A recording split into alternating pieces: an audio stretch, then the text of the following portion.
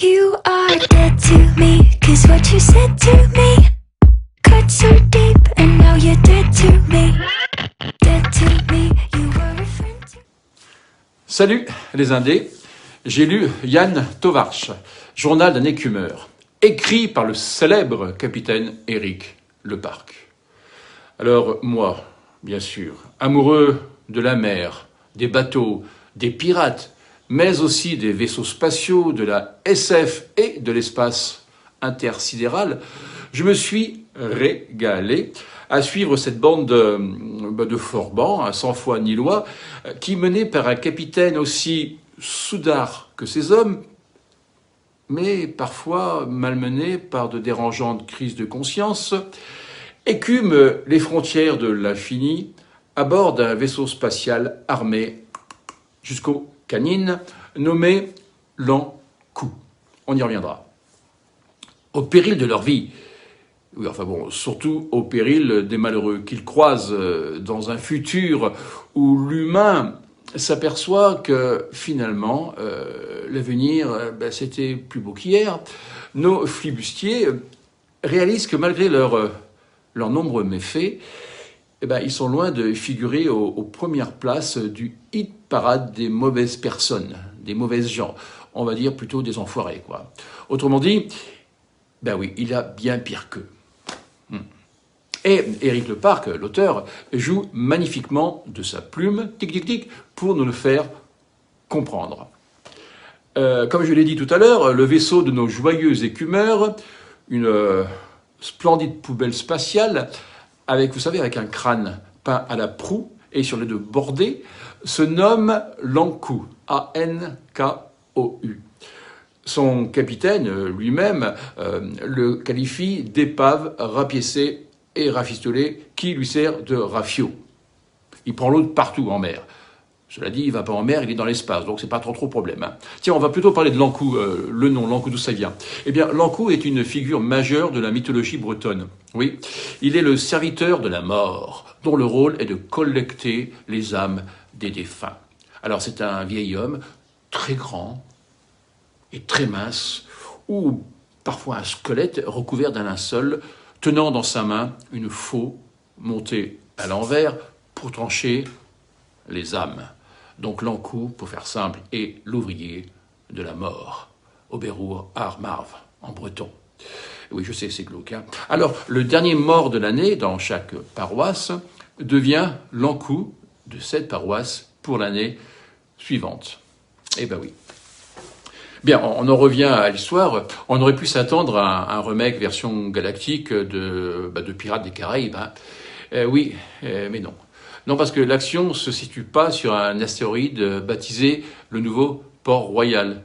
Vous savez, Port-Royal, c'est la ville historique des pirates, comme chacun sait. Ou pas. Non, ça se passe sur un astéroïde, certes, mais un astéroïde portant le nom ô combien évocateur de la nouvelle Saint-Malo. La Saint-Malo. Vous voyez, la cité corsaire, hein. Oui, mais donc, oui, mais pirates et corsaires, je ne sais pas si vous êtes au courant, mais ça n'est absolument pas la même chose.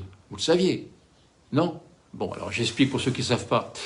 Les corsaires étaient des marins, comme les pirates d'ailleurs, oui, mais des marins faisant partie de l'équipage d'un navire, civil armé par le roi. Leur but était d'attaquer tous les bateaux ennemis en temps de guerre. Donc, ces marins-là respectaient les règles et les lois de la guerre en vigueur à l'époque. Et normalement, ils partageaient leurs gains, leur butin avec le roi, de temps en temps. Et ça, c'est complètement à l'opposé des pirates qui, eux, ne respectaient aucune règle, si ce n'est les leurs, et pratiquaient en fait le banditisme. Mais alors, vous allez me dire, le Yann, là, le capitaine, est-ce qu'il est corsaire ou est-ce qu'il est pirate? Eh bien, à vrai dire, ou à dire vrai, ce qui est exactement la même chose, le Yann, il vole, il pille. Ouais, lorsqu'un vaisseau spatial a le malheur d'atterrir dans ses griffes, ou plutôt dans ses phaseurs, dans ses pistolets laser, je ne sais pas exactement, il mène l'assaut sans pitié. Alors parfois l'équipage, se rendant compte qu'il est trop faible pour lutter contre les pirates, se rend. Ben oui, mais il a tort, parce que quand l'équipage agressé se rend justement, eh ben le capitaine fait égorger les hommes survivants.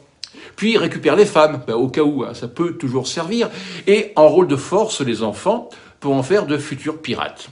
Ben oui, capables de tuer père et mère si on leur demande, quoi. Une version boucanière des enfants soldats, ouais, ben oui. Ah oui, c'est glauque aussi ça. Hein.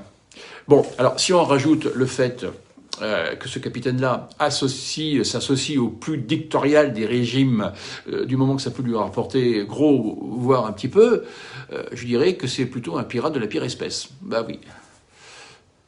Et pourtant, il a une conscience. Ouais, une conscience qui parfois le taquine. Faut-il l'admirer ou le détester? Faut-il lui donner des circonstances atténuantes? Y aurait-il quelque chose de digne et de noble sous cette noire carcasse? Bah oui, bah allez savoir. Quoi qu'il en soit, la société décrite par Eric n'est pas un modèle de démocratie et de paix. Non, loin de là. Hein. Alors, la liste est longue, hein, violence, corruption, injustice règnent un peu de partout. Une église omnipotente est à la tête d'une flotte impressionnante de vaisseaux de combat et détient un pouvoir quasi dictatorial, et elle a mis en place un régime d'inquisition, un régime d'inquisition qui n'aurait rien à envier à la terrible inquisition espagnole ou portugaise du XVe siècle. Non, je dirais quand même que ce bouquin, bien sûr, c'est un livre de divertissement, une suite d'aventures passionnantes qui écrit dans le but de distraire le lecteur. Mais ça, elle constitue quand même également un excellent prétexte pour décrire une certaine dérive de notre société actuelle, tout en annonçant ce qui pourrait bien nous tomber sur le coin de la figure si on n'y prête pas garde. Une sorte de 1984 ou de Meilleur des mondes version pirate, quoi, pirate de l'espace. Hein.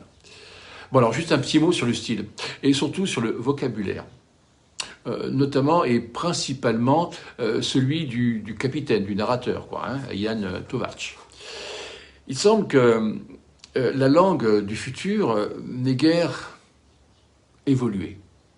En fait, bien au contraire, enfin, d'après Éric Leparc, hein, on pourrait même prétendre qu'elle s'est offert un petit retour dans le passé, hein, naviguant entre les répliques à la Audiard, les descriptions à la San Antonio et le langage vert, on va dire, d'un Pierre Perret.